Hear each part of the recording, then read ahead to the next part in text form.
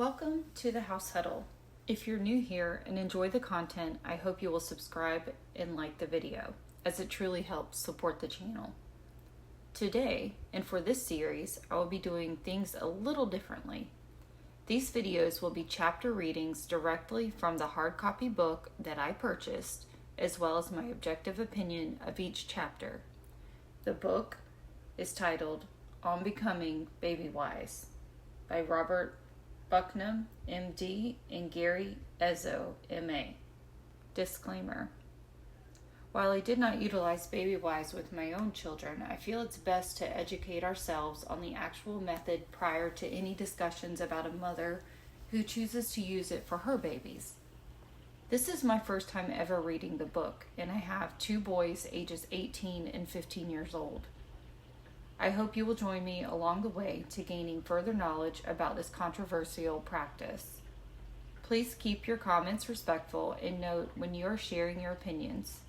Truth be told, none of us have that golden ticket to parenthood, and we all can benefit from pausing to research a topic or theory rather than jumping to opinions and conclusions, or worse, judging another parent for choosing to parent differently. Each video will be presented with the introduction, chapter reading, followed by my immediate personal and objective opinion of the material covered, and one or more critical thinking question for subscribers. This video is narrated by yours truly, the House Huddle. Let's get started. What healthcare professionals say about On Becoming Babywise?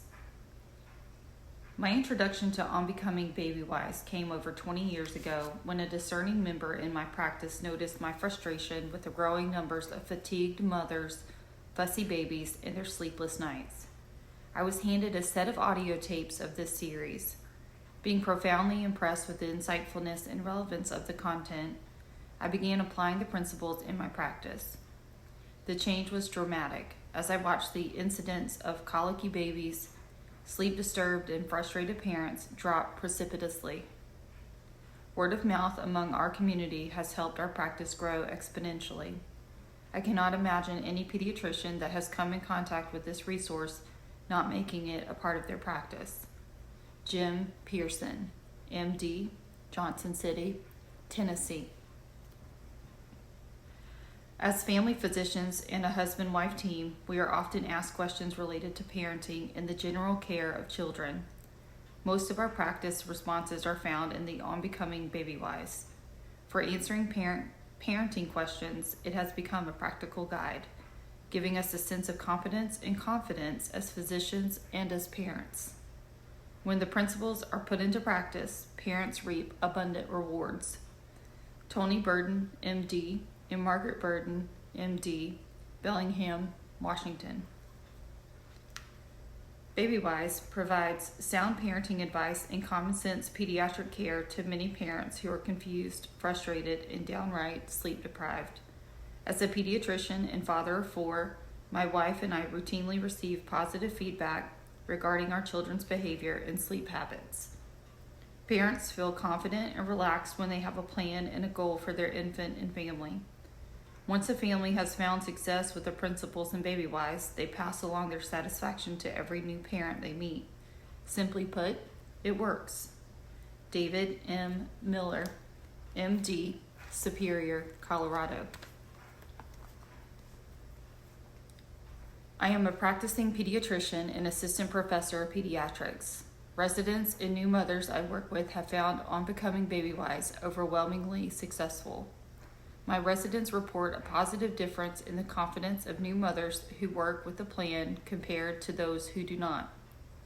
The freedom Babywise provides a new mother is so refreshing. Life is predictable, allowing her to be proactive in parenting, not reactive, which usually produces less than desirable results. My parents become Babywise with Babywise. Linda Malloy, MD, Richmond, Virginia. As a pediatrician, I cannot argue with the success of On Becoming Babywise. It is such a practical approach to parenting. It provides infants with needed structure and stability and brings the joy and love so needed in our homes today. The effects of not using On Becoming Babywise show up very quickly. That is why I have made these principles a priority of discussion in every well child care visit. Parents constantly tell me it changed our lives. Janet Dunn, MD, Chatsworth, California. As a practicing pediatrician, husband, and father, I enthusiastically recommend On Becoming Babywise. I found the principles contained within to be a sigh of welcome relief to sleepless, weary parents and more than an ounce of prevention for those who adopt these concepts from the start. I am convinced that the well-tested principles of Babywise produce confident parents, secure and content infants, and peaceful and orderly homes. David Blank, MD, Longmont, Colorado. As an obstetrician and a mother, my concern for a healthy outcome continues beyond the moment of delivery. Because the principles of On Becoming Babywise are so effective, I consider it part of my extended health care for the entire family. The principles are simple, yet amazing. They consistently produce babies who are healthy, content, and who sleep through the night at an early age. Feeding a baby on demand simply cannot compare to the overall healthy benefits of Babywise. The concepts take the guesswork out of early parenting and provide new moms the confidence of knowing what happens next. Not following the principles of Babywise is a potential health concern. Sharon Nelson, MD, Glendale, California.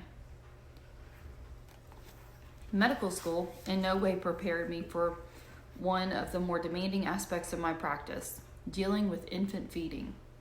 The theory of feeding a baby whenever it cries, which was a standard teaching, was not only without justification, it simply did not meet the needs of my patients.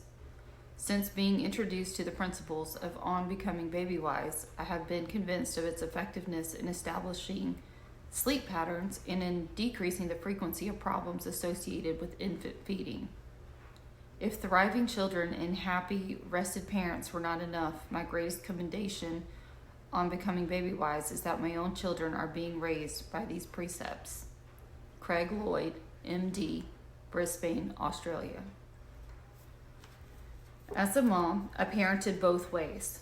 As a certified lactation educator, I know how discouraging it is to feed a baby around the clock with no apparent advantage and how fatigue will affect her milk supply. I also know how discouraging the first 18 months of parenting can be without a plan. I know because with my first child, I did everything the opposite of what is taught in this book. Before my second baby was born, I was introduced to the Babywise concepts. Applying the principles revolutionized my thinking. Instead of being in baby bondage, I was liberated to be the mother God wanted me to be.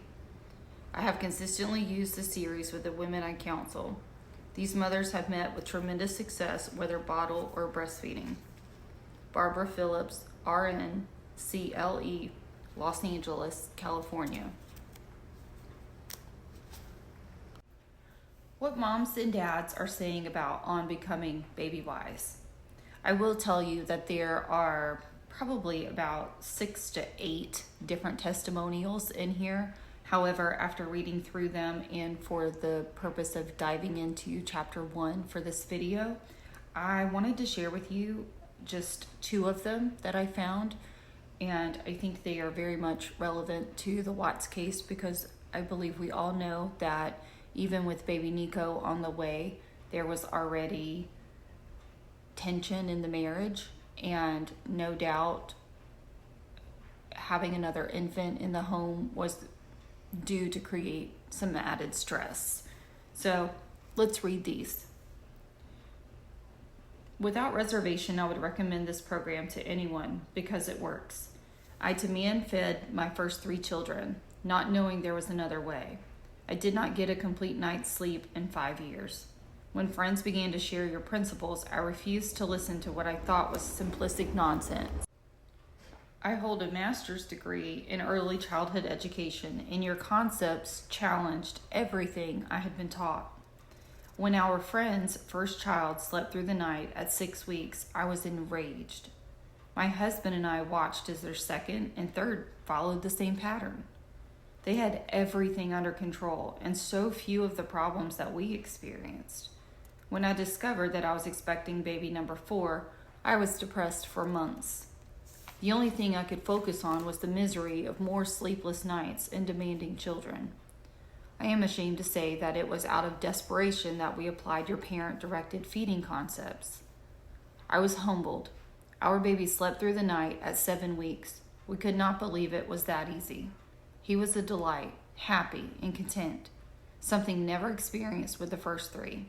Since then, a 5th child has arrived, and again, success on becoming Babywise has saved our marriage and family. Thank you. My wife and I were introduced to your program while in marriage counseling.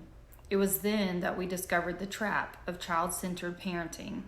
In the name of quote-unquote good parenthood, we gave up our marriage figuratively and nearly literally. We did this for the quote-unquote baby's good. That sounded sacrificial and was something I wanted to do as a father.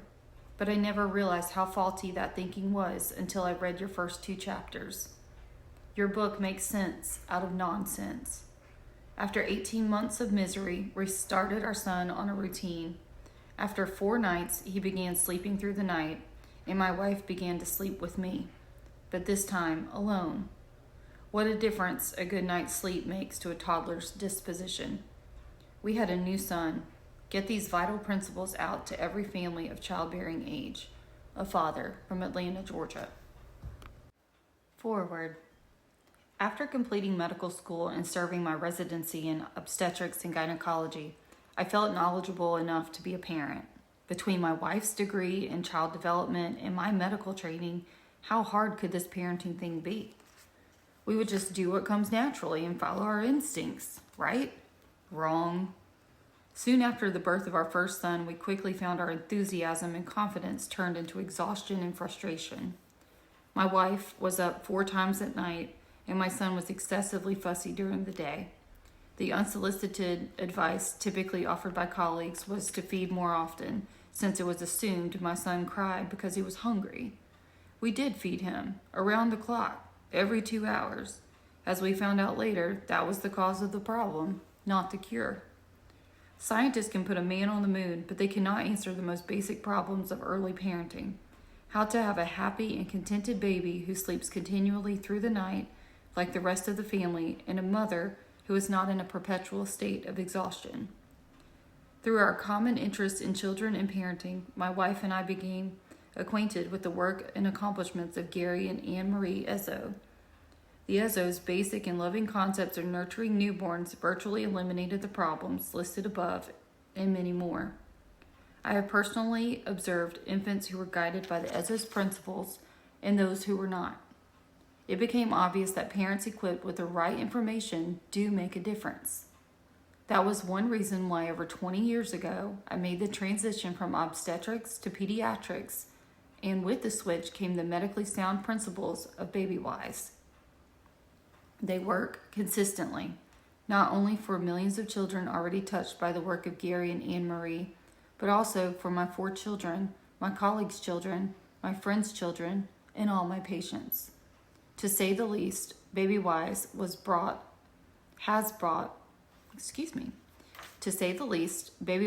has brought a needed reformation to pediatric counsel given to new parents. When parents come in looking exhausted, discouraged, and tell me their woeful stories of sleepless nights and fussy babies, I can give them a positive prescription that cures the problem. I hand them on becoming Babywise. Robert Bucknam, MD, Louisville, Colorado. Introduction. The principles of Babywise were first shared in 1984. Sarah was the first baby girl raised with the principles. Kenny was the first boy. Both thrived on mother's milk and a basic routine, and both slept through the night by 7 weeks. It was that easy, from friend to friend, city to city, state to state, and country to country. The positive message continues to spread. Today, we no longer count the success stories in thousands or even tens of thousands, but in millions of happy, healthy babies who were given the gift of nighttime sleep. As with the previous editions, this update does not provide parents a list of do's and don'ts. We wish parenting were that easy. Rather, our larger objective is to help prepare minds for the incredible task of raising a child. We believe the preparation of the mind is far more important than the preparation of the nursery. Your baby will not care if his head rests on designer sheets or bedside Disney characters, nor is your success tied to his wardrobe or bedroom accessories, but rather to the beliefs and convictions that will eventually shape your parenting experience. It is our opinion that the achievements of healthy growth, contented babies, good naps, and playful wait times, as well as the gift of nighttime sleep, are too valuable to be left to chance. They need to be parent-directed and parent-managed. These are attainable conclusions because infants are born with the capacity to achieve these outcomes, and equally important, the need to achieve them. Our goal is to demonstrate how this is done, but only after we explain why it should be done. We realize there are a number of parenting theories being marketed today, most of which come gift-wrapped with unrealistic promises and unnecessary burdens. In light of the many options, how can new parents know what approach is best for their families? Since every philosophy of parenting has a corresponding outcome unique to that philosophy, we encourage new and expectant parents to consider, evaluate, and decide which approach is best for their families. This can be accomplished by observing the end results. Spend time with relatives and friends who follow the La Leche League attachment parenting style or of infant care. Observe those who practice hyperscheduling and certainly evaluate the outcomes associated with Babywise. In which homes do you observe order, peace, and tranquility? Consider marriages as well as the children.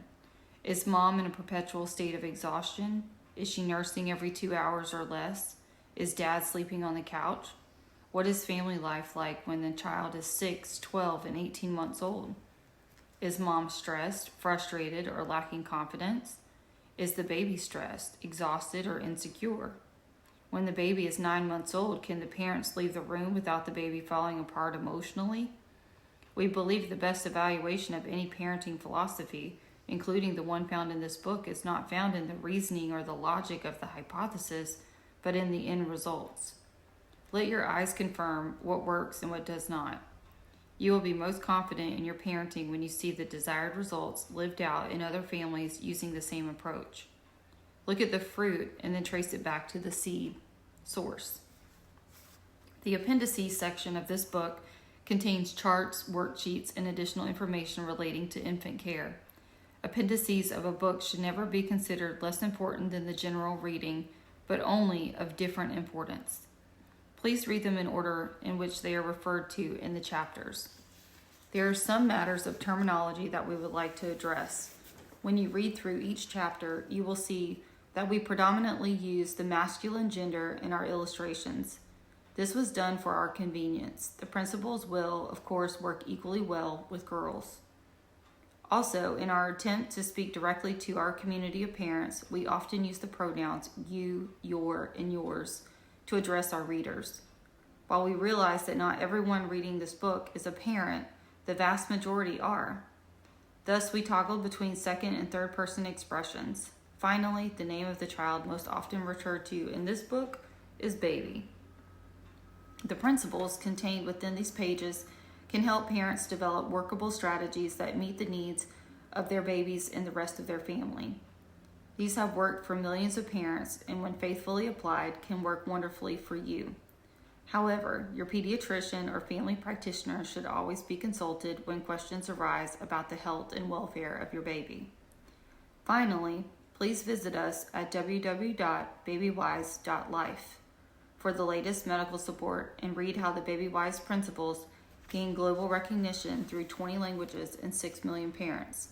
Enjoy the journey of your parenting. Gary Ezzo. Now, before we start chapter 1, just something I would like to encourage you is while we're reading this and as you're going along with me, again, keep in mind, I am reading this book for the first time. I have never read it before. I have friends who have used it with their children. I don't know if I did or not. I'm sure some of the principles, they already sound somewhat familiar, but I did not follow Babywise myself. And I have a friend, at least one, that I know followed it extremely, very strictly. So as we're reading along, please make sure that you are keeping an open mind. Yes, you may or may not have already had children. You may or may not have raised them already. You may be pregnant now. You may be thinking of starting your family. And you may have never even heard of this case. And so this is all going to be just one interactive, fun, hopefully, learning exercise as we read through this book. So just keep your mind open and your heart open. And just remember that if you don't remain coachable or you don't remain open to learning new things and you keep a closed off mindset, then regardless if you agree with the practice in its entirety or not, you're going to maintain a biased opinion because you're not going to allow yourself to open up and consider a different option. So again, it's my first time ever reading this book. I don't really know all of the Babywise principles. Frankly, I don't even think I know any of them. And I just encourage you to listen with an open mind, and let's see what we learn. Okay? Chapter 1, Right Beginnings. Apart from the orphan child, most people grow up in families in which, from birth onward, they learn a way of life that gives meaning to their very existence. For most of us, the word home carries more than just casual memories of a time and place where we spent our childhood. It was the first society from which we learned about life itself. It is within the confines of home that everyone first experiences the repertoire of human emotions and observes how others respond. We learn the meaning of sympathy, empathy, and caring. We absorb family and cultural values and measure our commitment to those values by how others respond to them. The home is where love is first defined by the care and attention we receive, and becomes the place where security is gained, lost, or possibly never obtained. The word home is so laden with significance that one cannot begin a conversation about baby care without first speaking to the persuasive influence that the home environment exerts, especially during the critical first year. From the first breath to the last day on earth, nothing will impact a person's life more than the influence of a mom and dad bring to the home environment. That is because no other relationship in a child's life has greater and more lasting significance than that between parent and child. In the same way, no other relationship can test one's personality and resolve more than children can with their parents. What are the basic concerns of parenthood? What questions should expectant couples be asking, and what assumptions should they be embracing or shedding when it comes to preparing themselves for the lifelong commitment of parenthood? Probably right there, I would simply say keeping that open mind, be willing to learn. While we realize that parenting is very personal, we also know there are certain assumptions about babies and baby care that can serve as powerful guides to achieve successful outcomes. Just as true, however, there are some assumptions we unashamedly will tell you to avoid if you are seeking to secure for your baby a firm physical, emotional, and neurologic foundation on which to build. The challenge. All too often, couples enter parenting hoping that an all-knowing sense of clarity will spontaneously emerge without having to put effort into learning parenting basics. Not going to happen.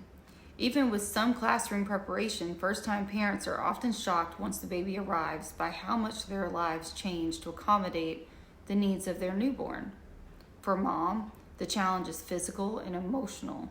She can no longer rely on the in utero relationship that took care of protecting and nurturing her baby. Now, specific infant needs must be matched with understanding of how to best satisfy those needs.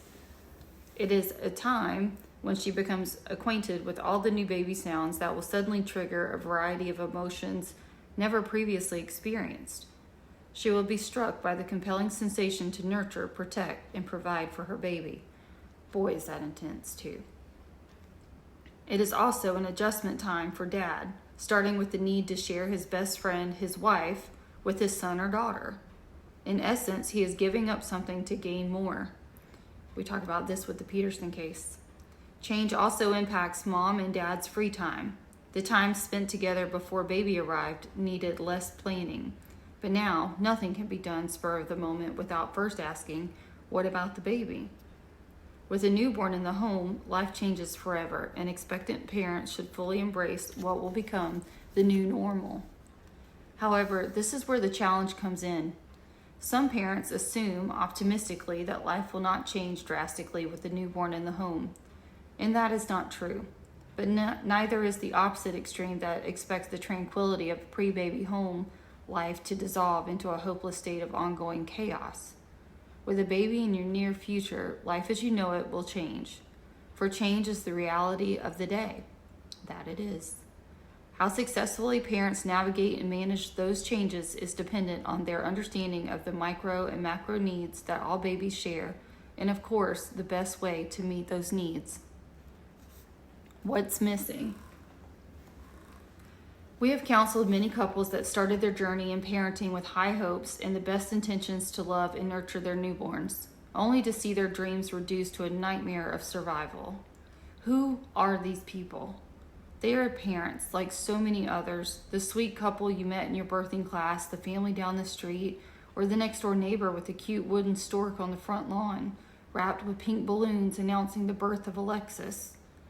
These mothers and fathers are equipped with a long list of baby facts, but they often lack understanding of how all these facts fit together in the big picture of life. While facts can provide a plan, only understanding can provide the purpose. What is understanding and why is it important? Understanding as a concept of learning is the mechanism that gives meaning and value to facts. It reaches beyond the moment and looks into the future. Parenting with purposeful understanding connects each moment with the day-to-day, with a week with a month of doing with the year of accomplishments. Understanding allows parents to find the right course and stay there with minimal number of course corrections. It is also a prerequisite necessary for making wise and productive decisions. Our goal in this book is to provide new and expectant parents with the type of understanding that yields confidence for mom and dad and an abiding security for their baby. Start here, building a loving home environment. With 25 years of pediatric and parent coaching experience behind us, along with several million adherents to the Babywise principles, we have learned a few things about newborns, parents, and parenting philosophies. At the top of the list is this truth. The outcomes common to Babywise infants are developmental achievements too valuable to be left to chance. They are parent-directed and not child-led. Some of you are already having your skin crawl right there. Second, we know that parents naturally and instantly fall in love with their babies. That is the way of parental love. However, falling in love with your baby is not the same thing as providing for your baby a loving home environment. A healthy home environment starts with mom and dad's commitment to each other, from which a more perfect love is communicated to their children. And I don't know, but for those of you who read the Bible, that's actually biblical.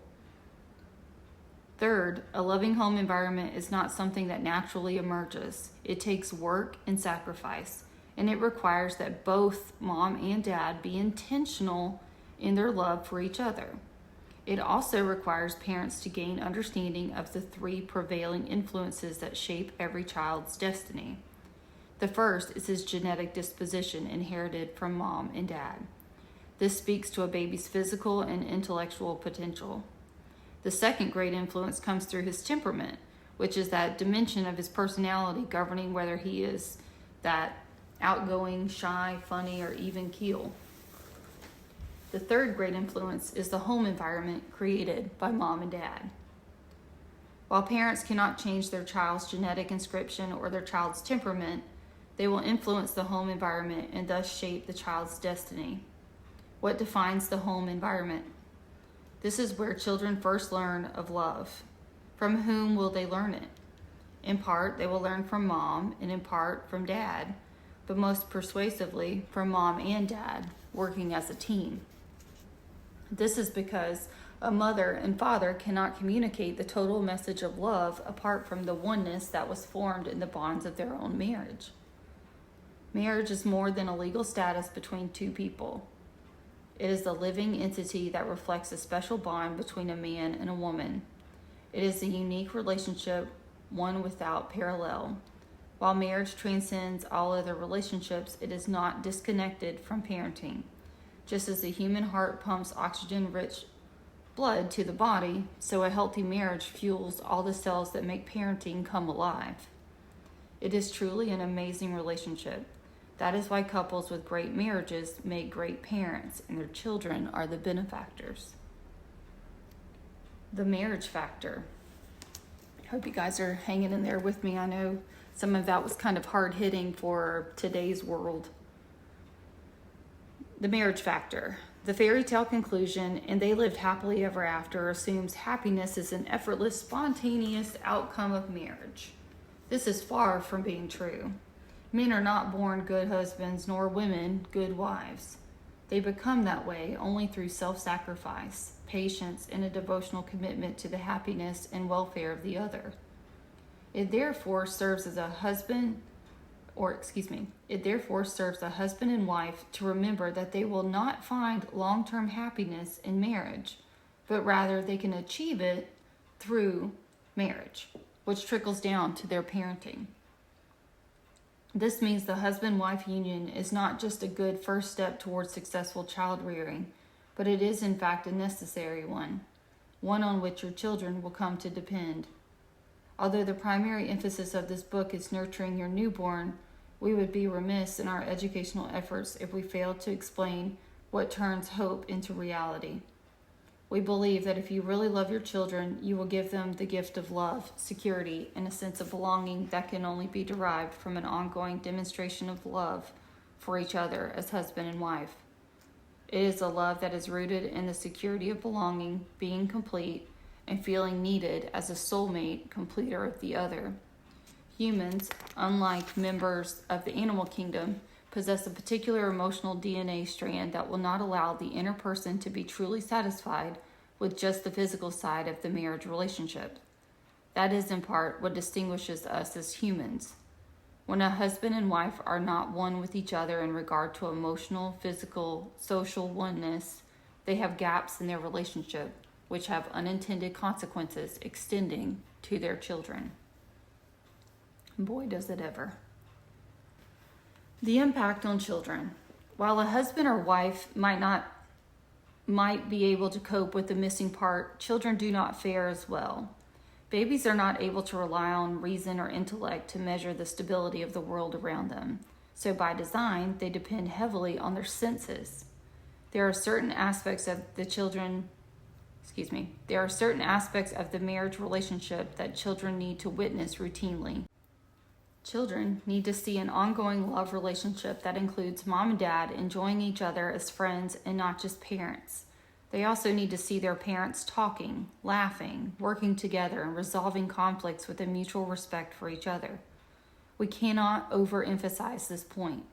The more parents demonstrate love for each other, the more they saturate their child's senses with confidence of a loving, safe, and secure world. That marriage relationship provides children with a layer of love and security that cannot be achieved through the direct parent-child relationship, even during the baby years. When you put all of these factors together, they add up to a healthy home environment. The warning. Too often, parents lose sight of the bigger picture, or maybe they never understood it. They get lost in a parenting wonderland of photos, footsteps, and first words. Baby becomes central to their existence, to the exclusion of their own relationship as a husband and wife. That might be a fun diversion for mom and dad for a while, but it is not helpful to the baby. The greatest overall influence parents have on their children comes not in their roles as individual parents, but in their shared role as husband and wife. A healthy and vibrant marriage relationship is essential to the emotional health of children, as well as to mom and dad's emotional welfare. When there's harmony in the marriage, there's an infused stability within the family. Even more certain, strong marriages provide a haven of security for children as they mature. That is because healthy, loving marriages create a sense of certainty for children. When a child observes the special friendship and emotional togetherness of his parents, he is naturally more secure because of his confidence in mom and dad's relationship. In contrast, weak marriages do not infuse security into the hearts of children, nor do they encourage strong family ties. In time, parents come to realize that the quality of parent-child relationship and sibling-to-sibling relationships often reflect the quality of mom and dad's relationship. Think about it. When the marriage relationship is beautiful, what impressionable child would not desire to share in its joy? When two are beautifully one, what child would not seek the comforts of their togetherness? Parents define for their children the meaning of love as much by what happens in their relationship as anything they may do for their children. Healthy parenting flows from healthy marriages. Protect and keep yours safe. Meeting everyone's needs. What do parents need to know to keep their marriages alive and well so they can maximize their parenting influence? Here are a few action principles. Number 1, continue living. Life does not stop once the baby arrives. It may slow down for a few weeks, but it should not stop entirely. When a couple becomes a mother and a father, they do not stop becoming a daughter or a son, a brother or sister or a friend. Relationships are important before the baby comes. Relationships that are important before the baby comes will still be important after the baby arrives. They are worth protecting and keeping. Show hospitality and invite the new grandparents and friends over as soon as life settles down. Number 2, date your spouse. If you had a weekly date night before the baby was born, continue that practice as soon as you can after the baby arrives. If you did not have a weekly date night now, may be a good time to start. It does not have to be an expensive or late evening, but keeping your marriage fresh is the starting point of keeping your entire family emotionally healthy. Number 3, continue those loving gestures that were enjoyed before the baby came along. If there was a special activity that you enjoyed previously, you should plan it into your schedule. If a dad brings home a gift for baby, how about one for mom as well? The idea here is basic. The loving gestures that marked the marriage relationship as special before the baby came need to be kept special throughout the parenting years. Number 4, practice couch time. At the end of each workday, spend at least 15 minutes sitting with your spouse discussing the day's events. This simple gesture provides children a tangible sense of their parents' togetherness and fulfills one of their greatest emotional needs, the need to know of mom and dad's strong love for each other. When children sense harmony in their marriage relationship, there is an infused stability that spreads throughout their entire home. Here are some suggestions that can help promote and protect couch time. Try to have it every Monday through Friday and select a time that will allow you to be relatively consistent. Treat this time like a non-negotiable appointment with the least amount of interruptions. That means the answering machine picks up the phone calls and your mobile goes on silent mode. You can tell how old this book is. Over time, as your baby grows, set aside a box of toys for him to play with while mom and dad are having their time together. Making your marriage a priority by keeping a visual demonstration of your love for each other and in the forefront of your parenting is a love gift your children intuitively understand, appreciate, and find security in. Number 5, know what to expect of each other before your baby arrives. For new parents, those first several days at home with a new baby are the most difficult, simply because everything is new and unfolding. Every couple seems to naturally find their groove of family responsibility before the baby arrives. But what about after? If this is your first child, you have yet to hear the various little sounds that your baby will make or experience, how his cry will impact your postpartum emotions, and these factors to the feeding and sleep challenges, and you will quickly, add these factors to the feeding and sleep challenges, and you will quickly discover just how stressful the first few weeks can be. Boy, do I remember that. To help minimize the stress a baby can bring into a normal home, parents should take the time to work through their expectations of each other before the baby is born. Each person should know what household activity or chore he or she will be responsible for. Who will take care of the laundry and meals, shopping, vacuuming, furniture dusting, and who will get up to get the baby for the middle of the night feeding. This may seem like an insignificant to-do list right now, but we assure you, these common household chores are not so insignificant after the baby arrives. Take some time and review the who will do what list now, and it's listed below. Check the boxes that represent dad's duties and those belonging to mom. Keep in mind there will be visiting relatives, so a fair price of admission to see the baby is helping around the house. I can't say I disagree with that. You're going to come over and see the baby? Come help me fold laundry too. The who will do what list. Now here in the book, it offers a pretty significant list, and it's got a box on the left for mom and a box on the right for dad. I'll show it here in the video so you can see. And I think it's really interesting to look through this list, so we'll run down it real quick. Household responsibilities. Wash laundry. Fold laundry. I know which one of those I would like to do. Put away laundry? Absolutely not. Ironing? Thank God for that anti-wrinkle spray, right? Dry cleaning, drop off, dry cleaning, pickup, grocery shopping, put away groceries, prepare meals, breakfast, lunch, dinner, wash dishes, load dishwasher, general home care, clean bathrooms, vacuum, dust, make bed, change bed linens, water plants. Those plants would be dead. Take out trash, recycling, laundry again, feed pet, clean up after pet, walk the dog, yard work, get the mail, pay the bills, banking, vehicle maintenance, service, and there's some extras for other. And then baby care responsibility, send baby announcements, write thank you notes, feed the baby if bottle fed, diaper changes, get baby at night for feeding, night feeding if bottle fed, bathe the baby, comfort baby at fussy times, and care for other children. And then of course there's a few more boxes for other stuff.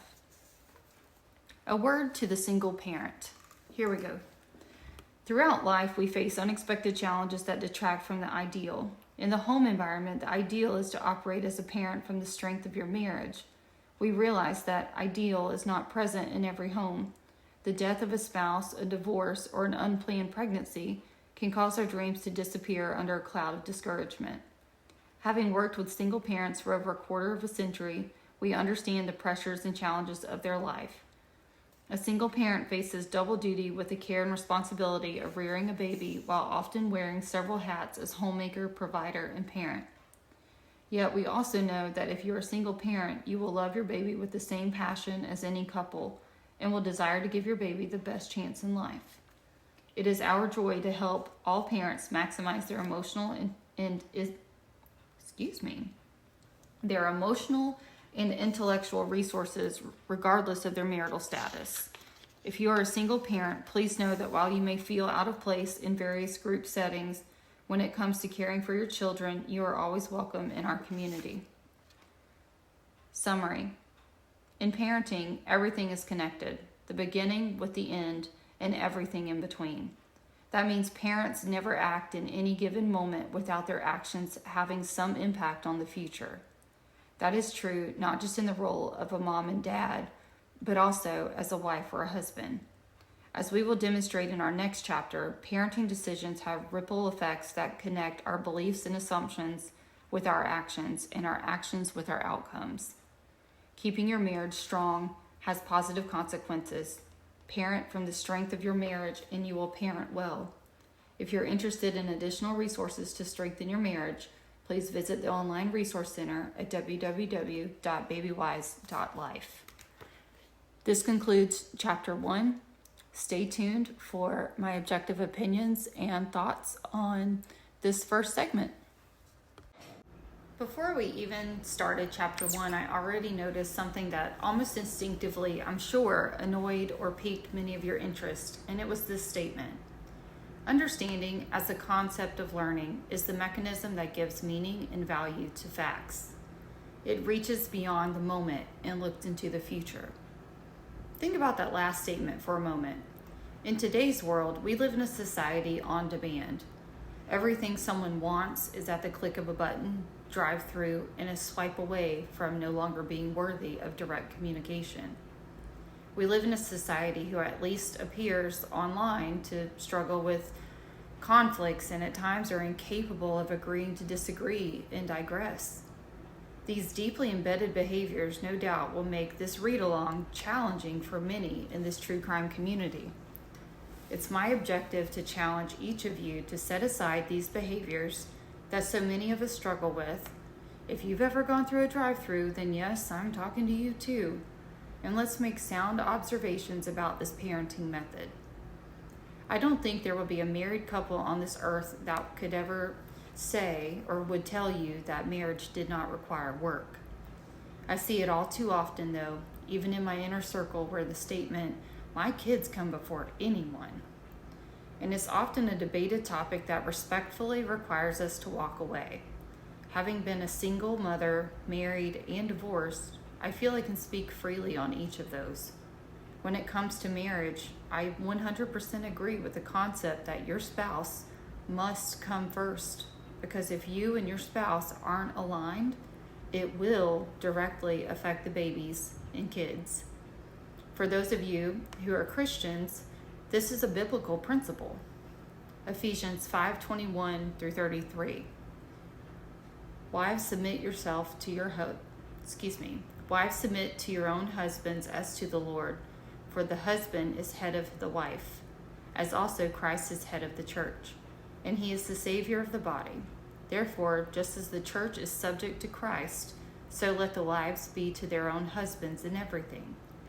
Husband, love your wives, just as Christ also loved the church, and he gave of himself for her, that he might sanctify and cleanse her with the washing of water by the word, that he might present her to himself a glorious church, not having spot or wrinkle or any such thing, but that she should be holy and without blemish. So husbands ought to love their own wives as their own bodies. He who loves his wife loves himself, for no one ever hated his own flesh, but nourishes and cherishes it, just as the Lord does the church. For we are members of his body, of his flesh, and of his bones. For the reason a man shall leave his father and mother and be joined to his wife, and the two shall become one flesh. This is a great mystery, but I speak concerning Christ and the church. Nevertheless, let each one of you in particular so love his own wife as himself, and let the wife see that she respects her husband. And that's the New King James Version. It's a little difficult to read and it's a lot to digest. So I wanted to share those scriptures with you. You can certainly take some time and do some Bible study, deep dive into it, because what it genuinely is telling you is it gives the challenge, and the call really is at the burden of the husband to take the lead on it. And so the scripture is often broken up to prove a point in many arguments. However, it loses its shape and impact when it's not read in the proper context. It does not mean that a woman is a slave to her husband and he gets to do whatever he wants. It does not mean that one isn't capable of certain tasks or chores. What it means is both spouses should hold the other one in such a high regard, with the husband ultimately leading by Christ's example to the church. And in doing so, this creates a deep friendship rooted in much respect and sealed securely with a structured unity. This unity in turn overflows into the children, meeting everyone in the household's needs. It's a system.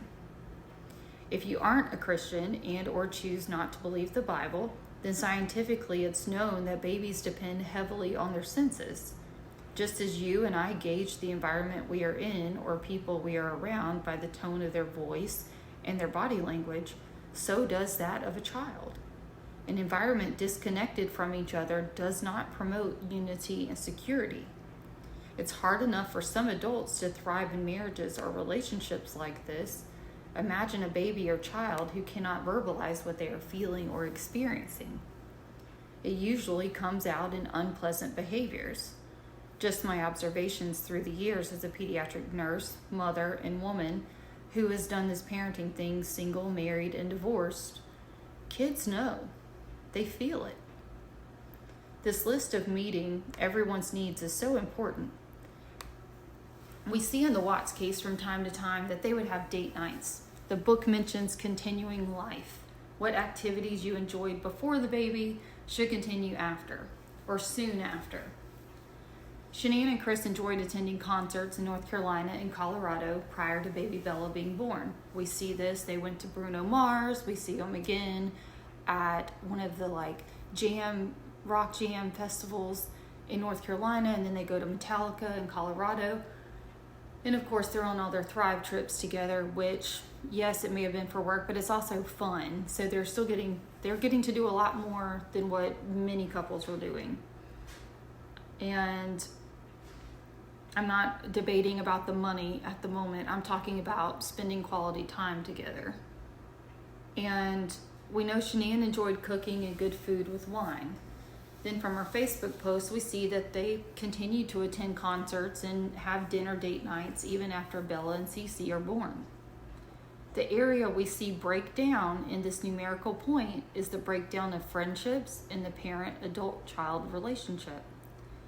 This no doubt was a continuation, in my opinion, from the Watts not attending the wedding, and while they made several attempts to build upon this relationship, much like the text about the grocery list to Watts, it was an issue that needed to be further addressed and true forgiveness given in order to let it go and build a solid foundation.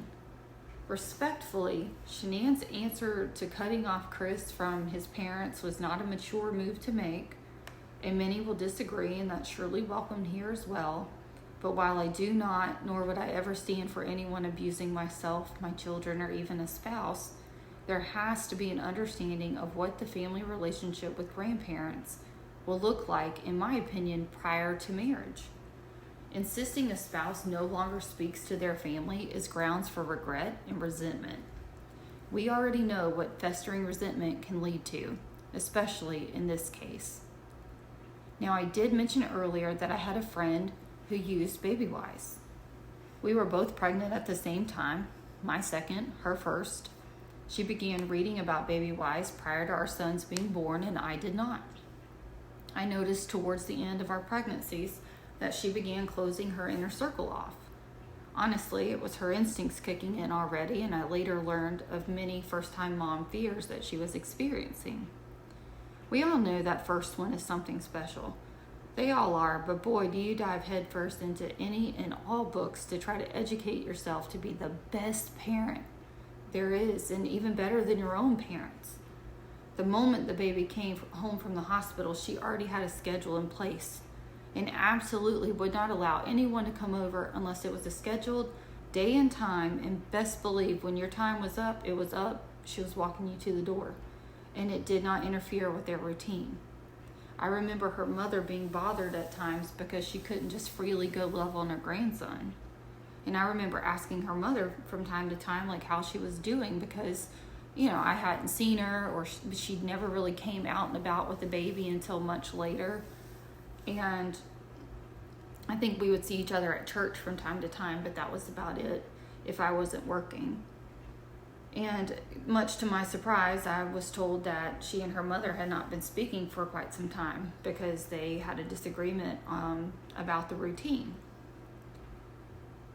And as her friend, it was hard not to feel completely shut out from her, but we literally had dinner days before the deliveries, and yet have, once the baby came, the schedule and routines was set in stone.